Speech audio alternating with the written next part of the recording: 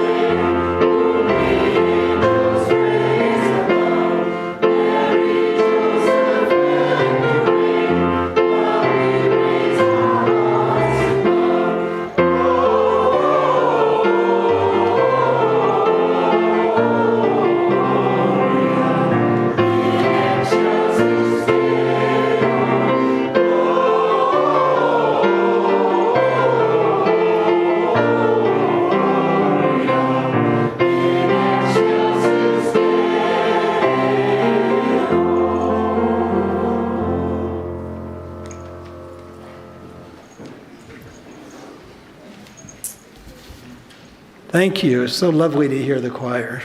Just beautiful. Good morning. I'm Richard Steele, today's lay leader. I welcome all to the Unitarian Universalist Church of Spokane, including those who are in person with us in the sanctuary, remote attendees who have connected via our streaming feed, and those who are using Zoom to participate interactively from Canada, the United States, and elsewhere in the world.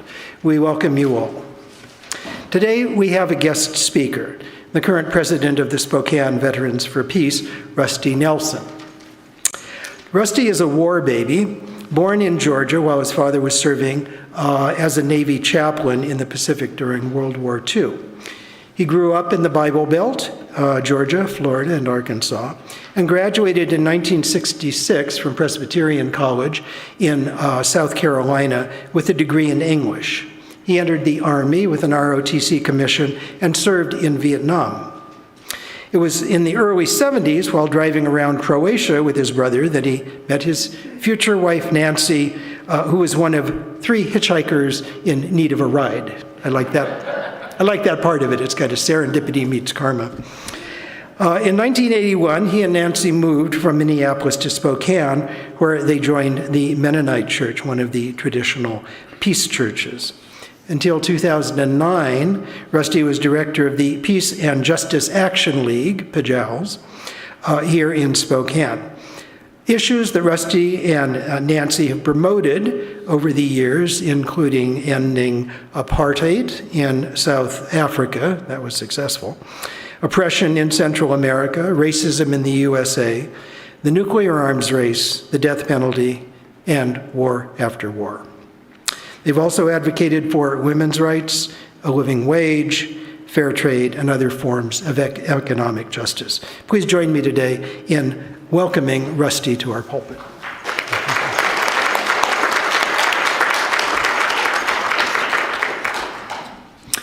Whether you're in our sanctuary today or watching from afar, it is here that we join to create a nourishing religious home with a mission to champion justice, diversity, and environmental stewardship in the wider world, or as we say more concisely, to create community, find meaning, and lived justly.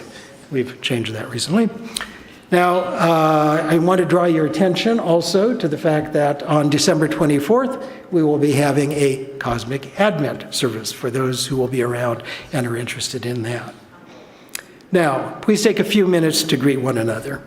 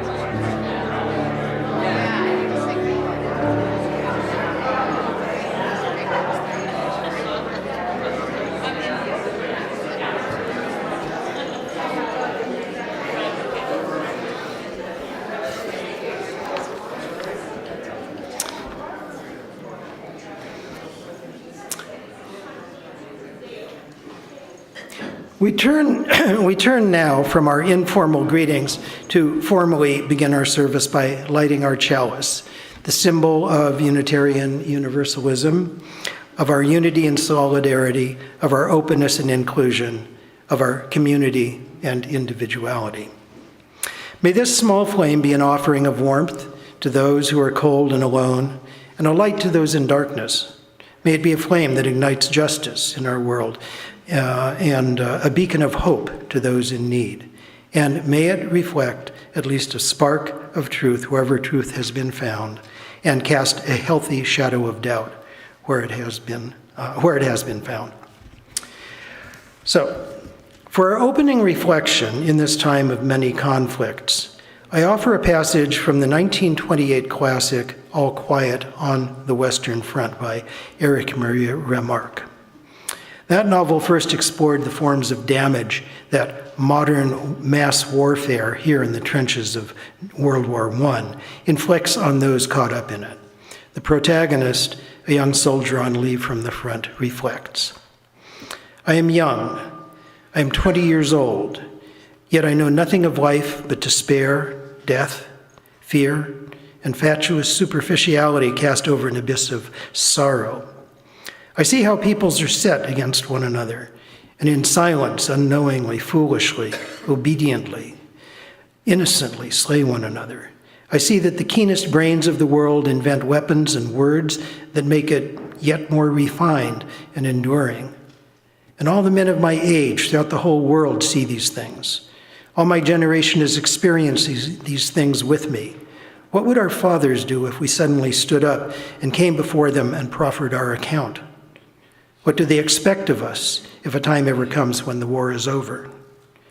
Through the years, our business has been killing. It was our first calling in life. Our knowledge of life is limited to death. What will happen afterwards? And what shall come of us?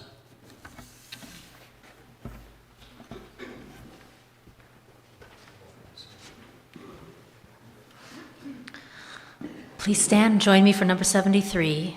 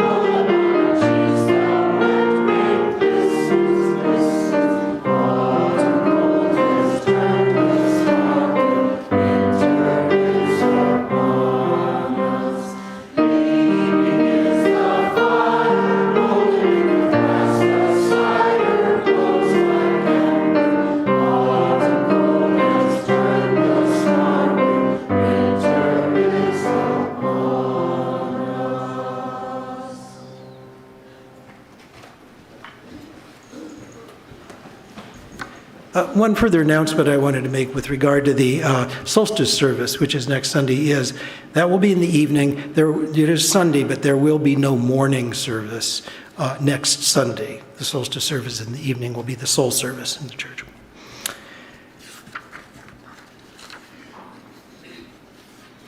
Each time we gather as a congregation, there are always those who are with us in our hearts and minds and whom we want to wrap in our love and care. We light a candle for them this morning. One candle we light for Clay Evans and Charlotte Strite, in memory of Charlotte's sister Carol, who recently died here in Spokane, as current news reports are covering. Some of you may remember Clay and Charlotte, as I do, as engaged congregants here before their move from Spokane to Big Fort, Montana. We also light a candle for all the people of Ukraine who are fighting and dying in the Russian war of aggression. And we mourn all the innocent victims of often indiscriminate violence in Israel and Palestine, whether in the Israeli state, in the Gaza Strip, across the West Bank, in Lebanon, and beyond. Let us share a moment of silence, embracing others who are here in our hearts. You are welcome to say their names, those named aloud and those remembered in the silence we hold in our community of compassion.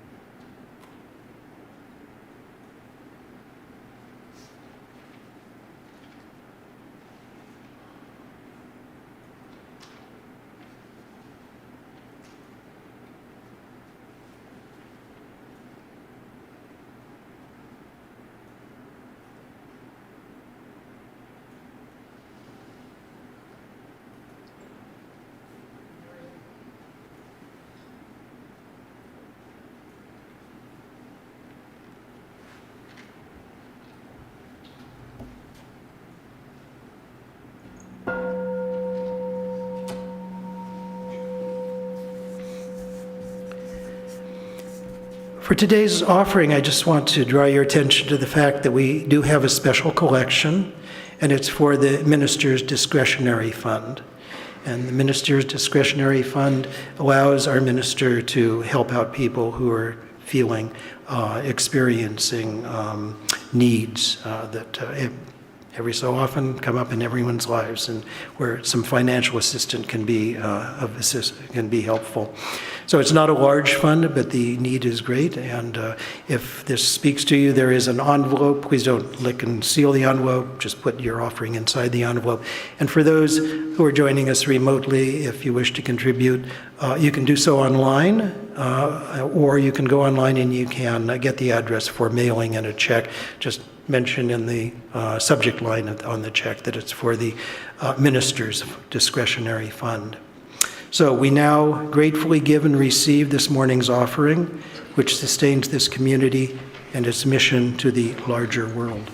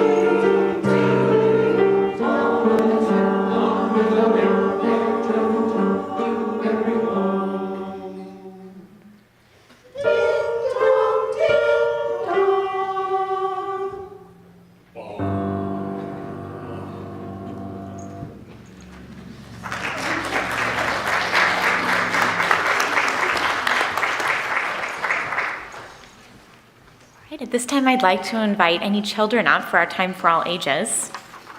Come on down.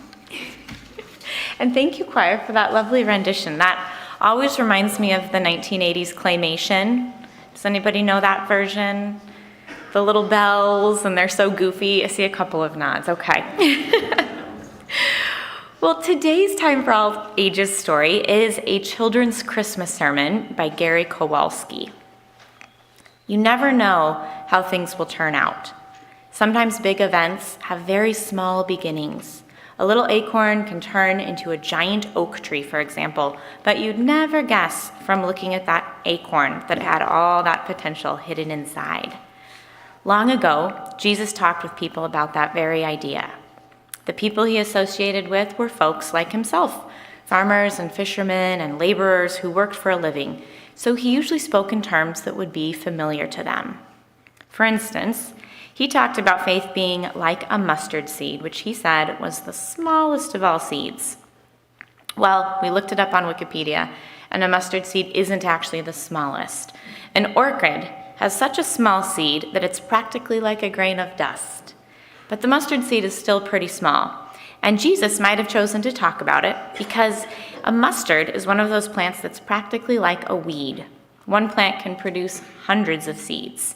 And once it gets a toehold in a field or a garden, it starts to spread and spread, so much that several states like Oregon and Virginia and North Carolina have actually classified it as an invasive species, which means that it's a species that tends to go and take over everywhere. It looks small, but looks can be deceiving. And I know that as someone who's lived her life as 5'3" for most of it. And if you had faith like a mustard seed, Jesus said, you could move mountains.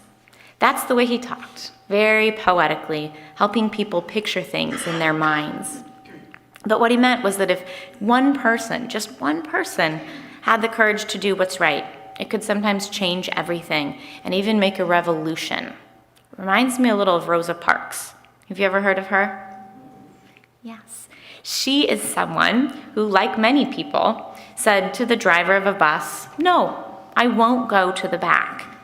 And it doesn't sound like much, but it took a lot of guts at the time. Rosa had faith like a mustard seed, and she moved mountains. Jesus also talked about the kingdom of God, which he compared to yeast in a loaf of bread. And a grain of yeast is really little, probably even smaller than an orchid seed. Typical grain is 3 to 4 micrometers in diameter. I don't even think I can show you that with my fingers, because a micrometer is 1,000th of a millimeter, so small you can't even see it. Now, even though the people that Jesus talked with were farmers and folks who worked with their hands, they would have been familiar with kings because there were plenty of them around in those days, emperors and pharaohs and Caesars and whatnot, and they loved to be seen. They'd stamp their faces on the money, they'd erect giant statues of themselves in the town square, they'd dedicate temples and festivals to themselves. They did everything they could to advertise their own power and let people know about what great armies they commanded.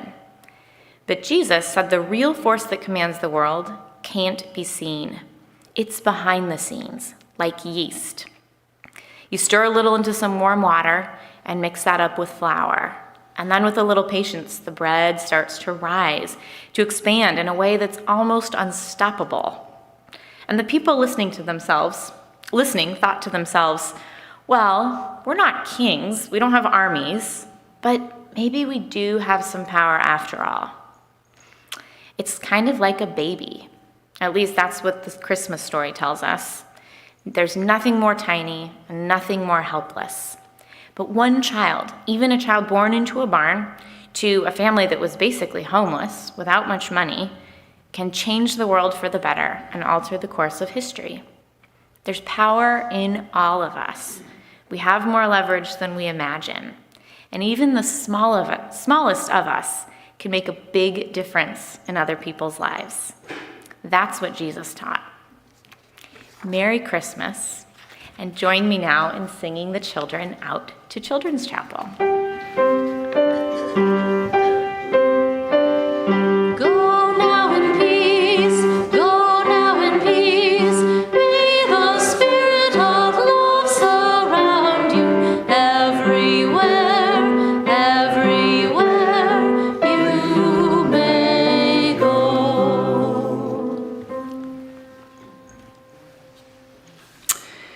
As we prepare for meditation, I invite you to find a comfortable position, relax, breathe deeply, and reflect on these words of Desmond Tutu, a champion of the Truth and Reconciliation Commissions launched after the end of apartheid in South Africa to help achieve the closure that is required to foster societal healing. Archbishop Tutu's words: "True reconciliation is never cheap, for it is based on forgiveness, which is costly. Forgiveness, in turn, depends on repentance, which has to be based on an acknowledgement of what was done wrong, and therefore on disclosure of truth. You cannot give what you do not know."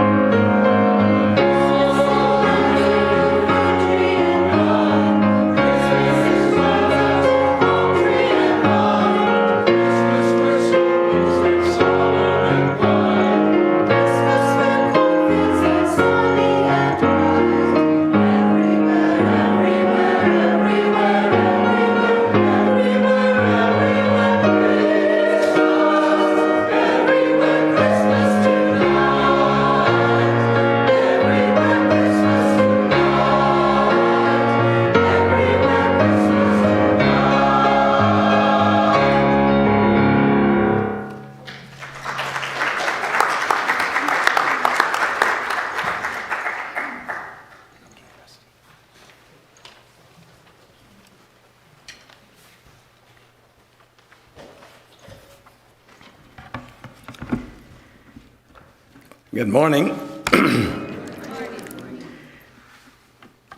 It's a little awkward to have a formal introduction.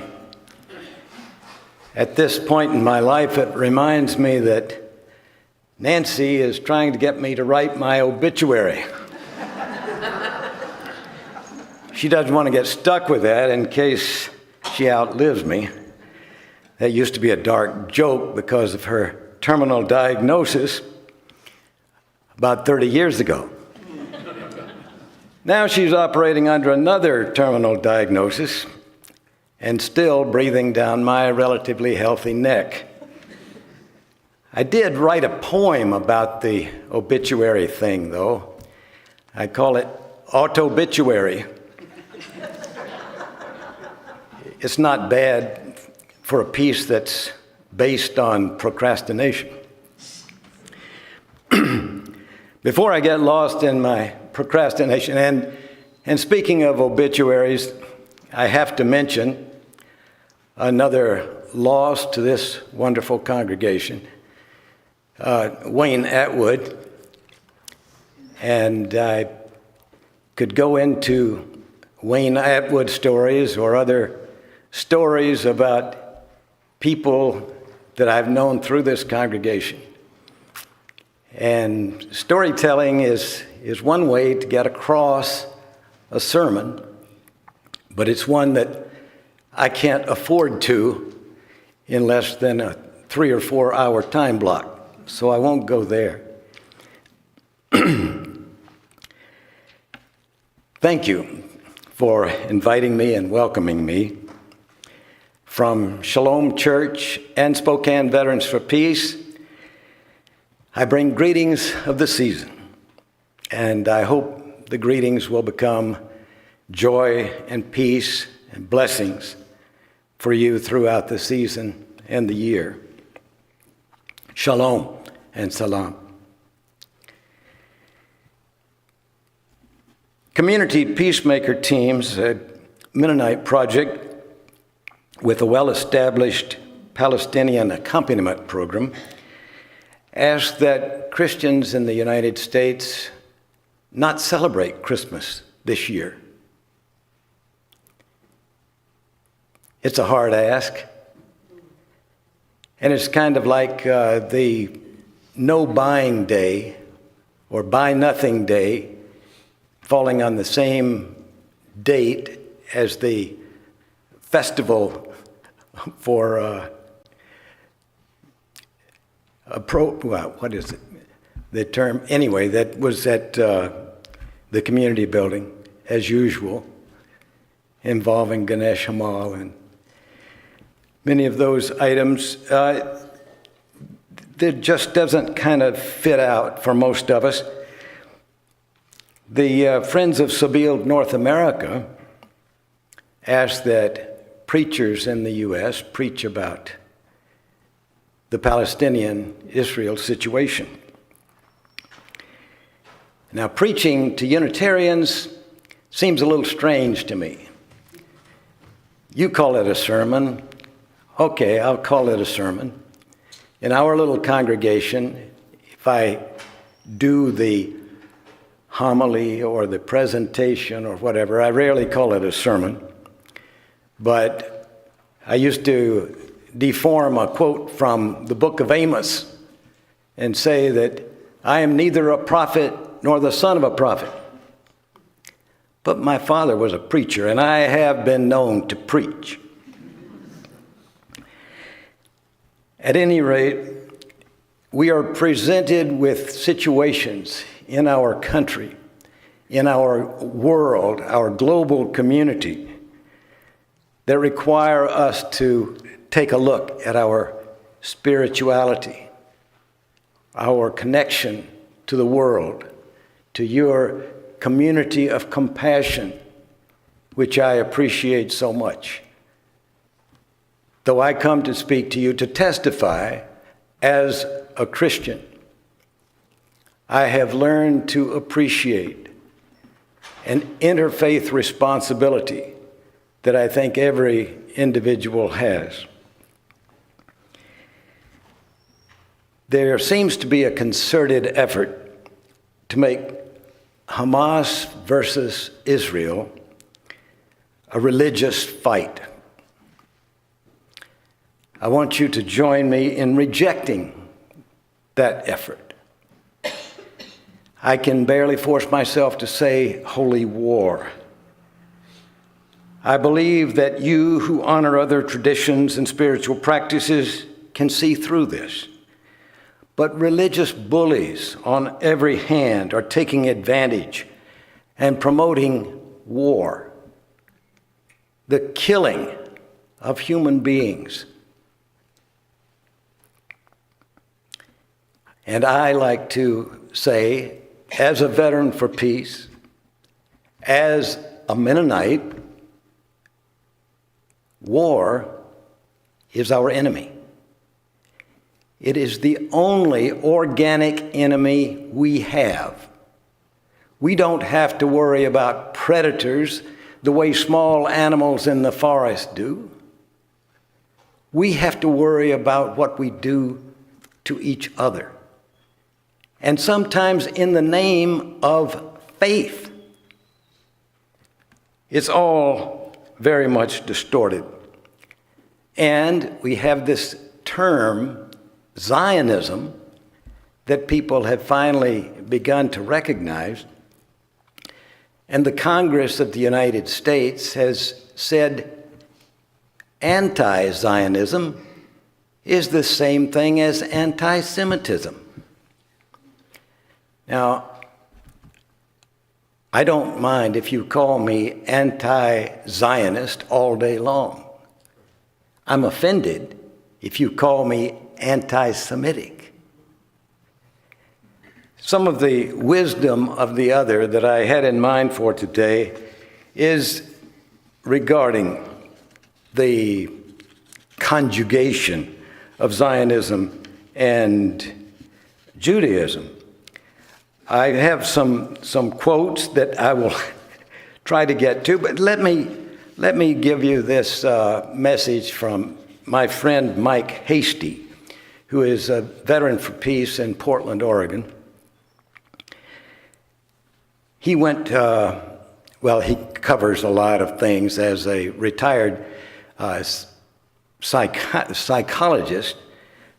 He's out being a photographer in some of the wildest things that happen in Portland, and there have been a lot of those lately. But Friday night, he said, Jewish Voice for Peace completely blockaded the Burnside Bridge, one of the busiest bridges in Portland. From 3 to 6 p.m., about 350 people sat in the middle of the bridge and heard from several speakers about the genocidal crimes against the Palestinian people in Gaza. One speaker emphatically stated, Zionism does not define Judaism around the world. She also stated Judaism is 4,000 years older than Zionism. At dark, the menorah was lighted. As each light came on, celebrating the 8 days of Hanukkah, a blessing was recited. The 9th light, or candle, is the helper, or shamash. The ceremony and singing were incredibly moving, as one could feel the profound solidarity and love for the Palestinian people. It was a perfect, peaceful action, an overwhelming night to remember. Some of my friends here and allies in many activities have been a little bit out of the loop on sports. I used to be a sports announcer, believe it or not, and I keep up with sports. It turns out that my favorite sports writer nationally is Jewish, and his name is Dave Zirin. You might have read some of his stuff that's a little out of the realm of ordinary sports commentary. But I want to read his words Netanyahu has devoted his life to binding the fate of all Jews to the furtherance of the Israeli state. This is rank anti-Semitism. The assumption that to be Jewish is to support Israel's crimes. To be clear, anyone who attempts to fasten a 5,000-year-old religion to a 150-year-old colonial project is guilty of anti-Semitism. They are pushing the idea that my family, merely because of our religion, supports war crimes abroad and the crackdown of critics at home. I have an affinity for some of the poetry that comes out of the Middle East. And some of the contemporary poetry is very heartbreaking, particularly from Palestinian poets. A friend of mine in Spokane is Jewish, and one of the very few Jewish members of Jewish Voice for Peace in this area. And as some people are just waking up to what's been happening for years in Gaza and the West Bank, she has dusted off a poem that she wrote 13 years ago. This is from Linda Braun. Remains in Gaza, each with a name. Conscience drapes dead upon this land. O wide world, turn your head to the innumerable shades, piled high like unturned compost heaps, and stench of old arguments unsolved. How many young lie bloodied on Gaza's shore? Was it 30 under 3? Who holds their hands when everlasting night comes? Desolate beach drifts when twilight comes. Hollow humankind stumbles, retreats, and hides in a place where space and time remove all good and leave remains of young ones once loved. Reach now, write each name upon the sand, apart, alone, yearning. O wide world, why did you rescind your offer? She had, has as a postscript, it's been 13 years since this poem was written. Now Gazans are writing their children's names not just in the sand, but on their bodies, realizing their families could be obliterated in the war and children left unidentified. If I were to preach to the Christians who approve or condone Netanyahu's solution to the Palestinian problem, if I could preach to so-called Christian nationalists, Christian Zionists, I would use Matthew 5:38 through 42. Sometimes other Christians say Mennonites always go to the Sermon on the Mount, and I won't deny it. But here's the Eugene Peterson translation. Here's another old saying that deserves a second look. Eye for an eye, tooth for tooth. Is that going to get us anywhere? Here's what I propose. Don't hit back at all. If someone strikes you, stand there and take it. If someone drags you into court and sues for the shirt off your back, gift wrap your best coat and make a present of it. And if someone takes unfair advantage of you, use the occasion to practice the servant life. No more tit for tat. Live generously.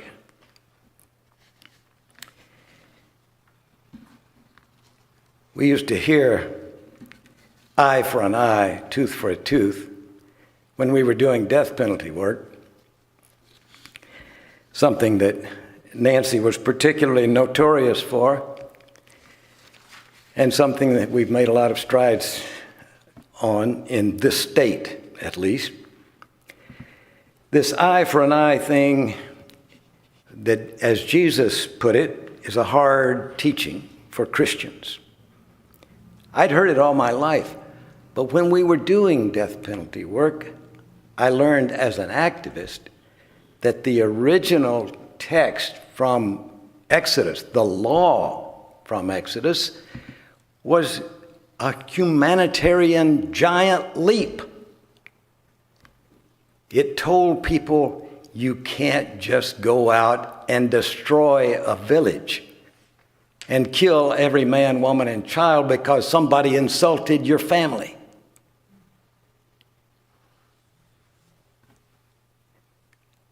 I call fraud on Netanyahu. I call fraud on the Israeli leaders who say they are protecting Judaism by going after Hamas no matter who gets killed, no matter what kind of bombs they choose to use. No matter that they tell people to run and hide and then bomb them on their way as they run. This is against Judaism. It violates the tenet of every great religion. It may not violate the terms of Zionism, but Zionism, a colonial project, should have been dissolved in 1948. What was the goal of Zionism? Was it not the establishment of a Jewish state? I feel that NATO is the same way. NATO should have been dissolved as soon as the Soviet Union dissolved.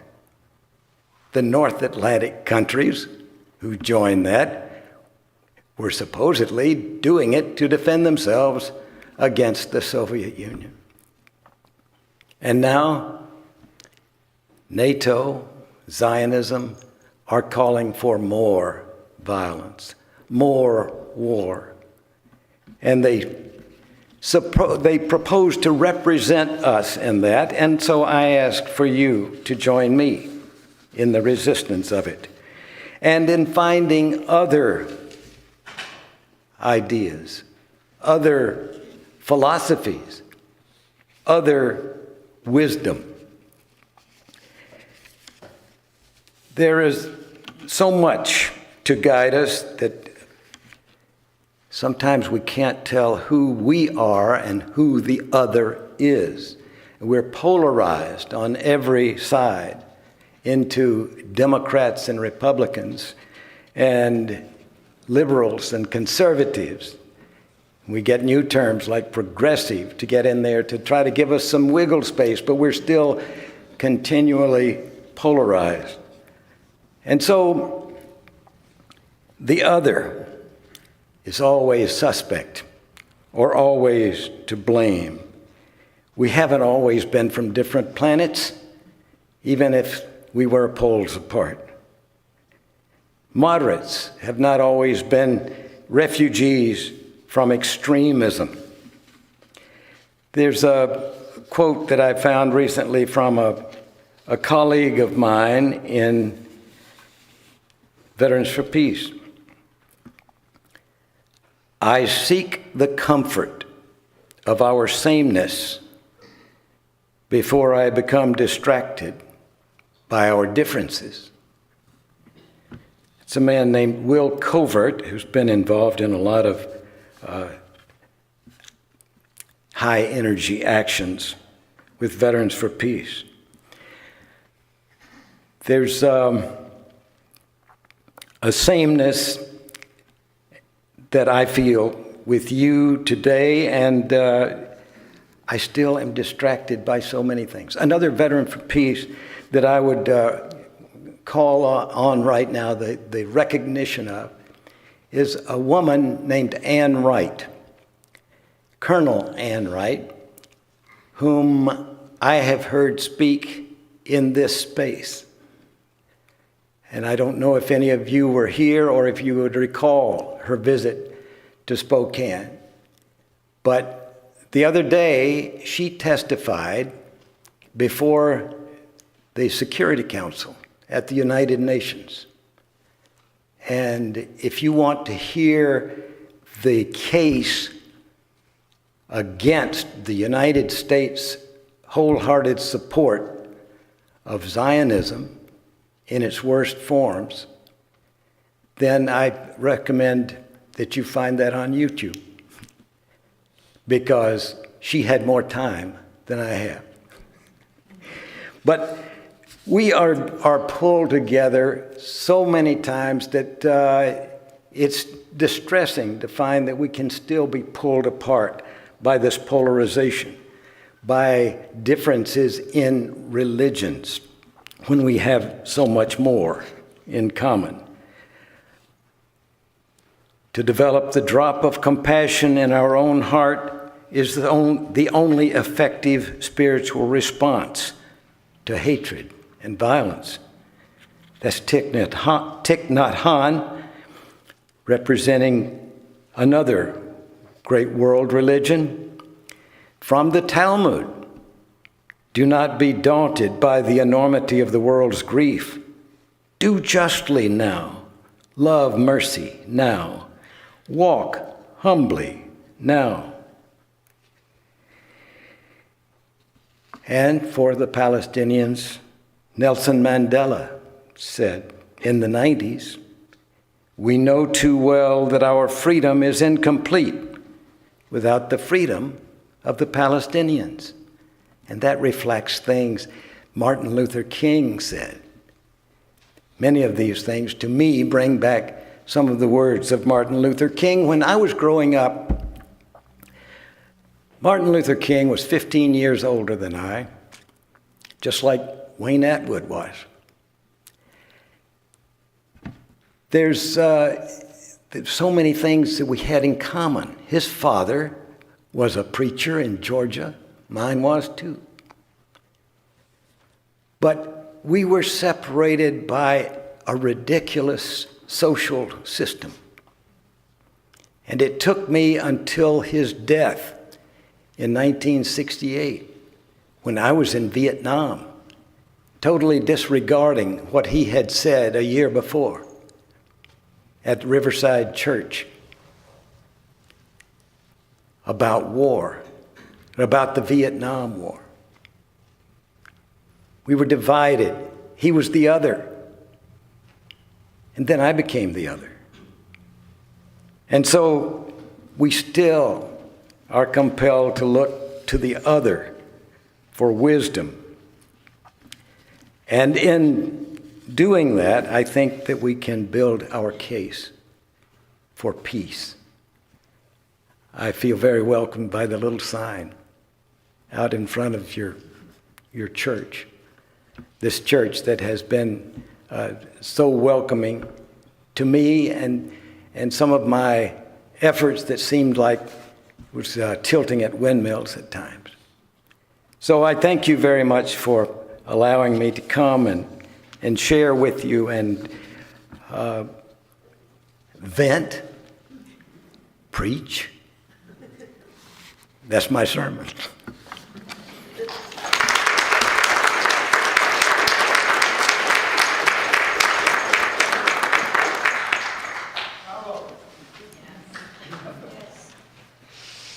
Thank you.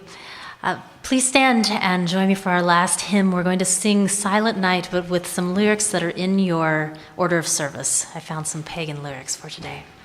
Thank you. Silent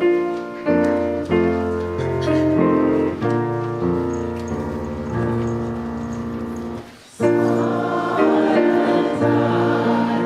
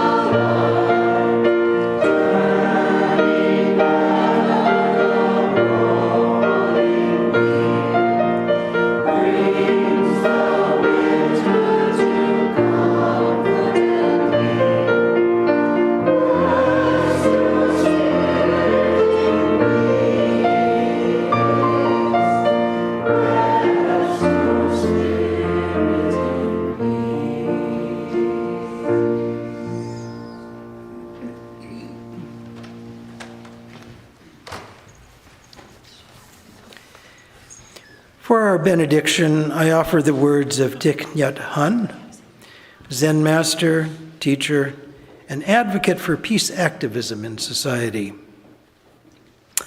You who are journalists, writers, citizens, you have the right and the duty to say to those you have elected that they must practice mindfulness, calm and deep listening, and loving speech. This is a universal thing, taught by all religions. Amen. Blessed be. Salam alaikum and shalom.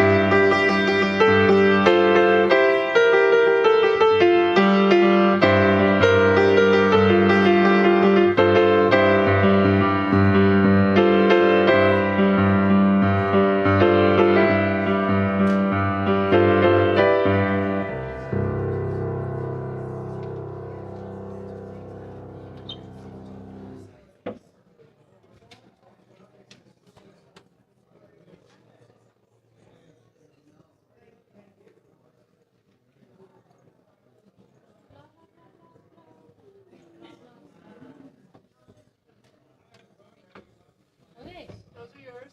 And I didn't know which ones to take because everybody seems to be taking a number, and I don't know if I have a number. So, yeah. Pick up the ones that nobody else touches.